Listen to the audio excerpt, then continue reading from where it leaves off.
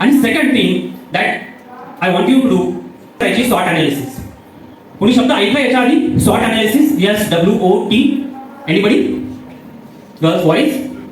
कुणीच नाही ऐकलेला? No problem. कारण हे एज्युकेशन मध्ये जास्त करत नाहीये. शिकले की कॉर्पोरेट लाईफ मध्ये बिझनेस ग्रो करण्यासाठी प्रत्येक कंपनी आपल्या कंपनीचा आणि एम्प्लॉईचं स्वॉट अनालिसिस करते आणि it is mandatory for all. प्रत्येक कॉर्पोरेट कंपनीमध्ये. आता मी थोडंसं एक्सप्लेन करतो क्विकली. स्वॉट अनालिसिस म्हणजे काय? SWOT. Repeat after me. स्वॉट अनालिसिस म्हणजे काय? SWOT. ओके, लिसन केअरफुली. दुसरी गोष्ट तुम्हाला करायची आहे तुमचा कॉन्फिडन्स बिल्डअप होण्यासाठी किंवा वाढण्यासाठी. स्वॉट अनालिसिस मधला पहिला S स्टँड फॉर स्ट्रेंथ. आपल्या स्वतःच्या स्ट्रेंथ कुठल्या आहेत, बलस्थानं कुठली आहेत आपली. यार आपण विसरून गेलो सगळं. जेव्हापासून आपल्या हातामध्ये मोबाईल आलाय सगळं विसरून गेलोय. आपण कशामध्ये चांगले आहे, in what section I am good at, विसरून गेलो. तुमची बलस्थानं फाइंड आउट करा. बलस्थानं म्हणजे काय? तुमच्या स्ट्रेंथ. फॉर एक्झाम्पल, तिथं 2 स्टुडंट होते. आय थिंक मॅथ्स मध्ये 100 आउट ऑफ 100.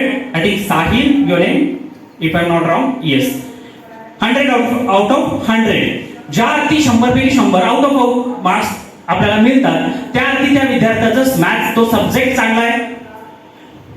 आपण म्हणू शकतो की त्याची स्ट्रेंथ आहे. ऑफकोर्स, शुअरली सब्जेक्ट कुठला तुमचा चांगला असेल, तुम्ही ज्या गोष्टीमध्ये चांगला आहे ती तुमची स्ट्रेंथ आहे. सो मॅथ्स त्याचा स्ट्रेंथ आहे.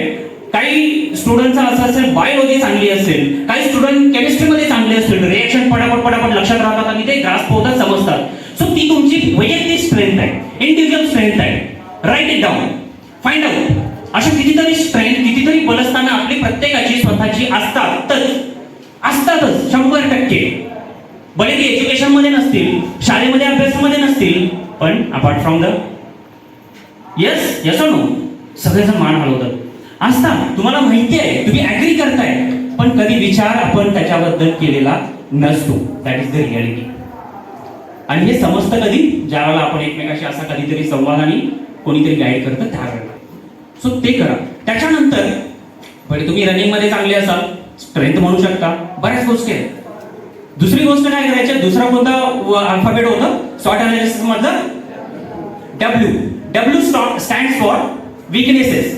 आता बलस्थानं बघितली, स्ट्रेंथ बघितल्या, सेकंड लिस्ट डाऊन करायची आपली स्वतःची इंडिव्हिज्युअल विकनेसेस कोणती आहेत. आपण कशामध्ये वीक आहे? एखादा मॅथ्स मध्ये चांगला असतो पण बायो मध्ये वीक असतो, केमिस्ट्री मध्ये वीक असतो. एखादा केमिस्ट्री मध्ये चांगला असतो पण मॅथ्स बायो मध्ये वीक असतो. बरेच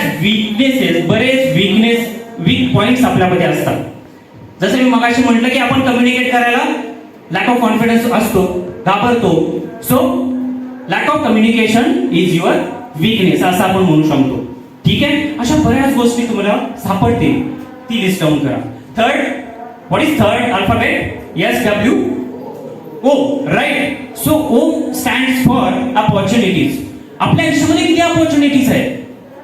तुम्ही मॅथ्स मध्ये जर आउट करत असाल तर त्यानुसार हे करायला पाहिजे की मला त्याच्यानंतर अपॉर्च्युनिटीज किती आहेत. बायोलॉजी मध्ये जास्त आउट करत असाल तर त्याच्या on the basis of that किती अपॉर्च्युनिटीज लाईफ मध्ये माझ्या आहेत. मी एखाद्या गोष्टीमध्ये चांगला असेल तर माझ्या आयुष्यामध्ये अपॉर्च्युनिटीज कुठल्या आहेत, संधी कुठल्या आहेत, त्याची एक लिस्ट बनवा. आणि लास्ट, थ्रेट. SWOT.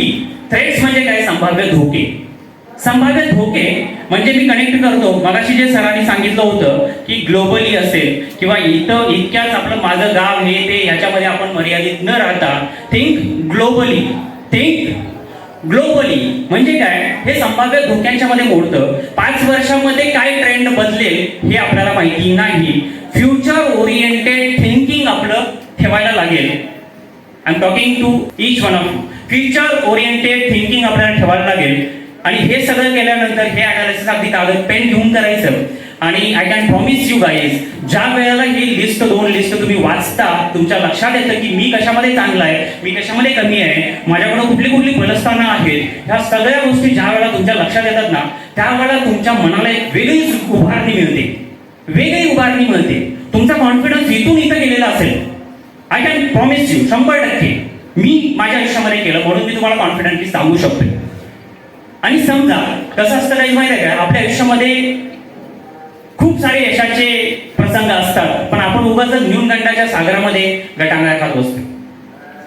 आणि समजा एखादाही प्रसंग यशाचा आपल्या आयुष्यामध्ये नसेल ना, तरी आपल्याकडे एवढी बलस्थान आहेत अशी वास्तवदर्शी प्रतिमा आपल्यासमोर तयार झाली की आपल्याशी जो म्हणू शकतो आपला संघर्ष कमी होतो आणि करिअरचा नियोजनाचा मार्ग आपला सुकर होतो.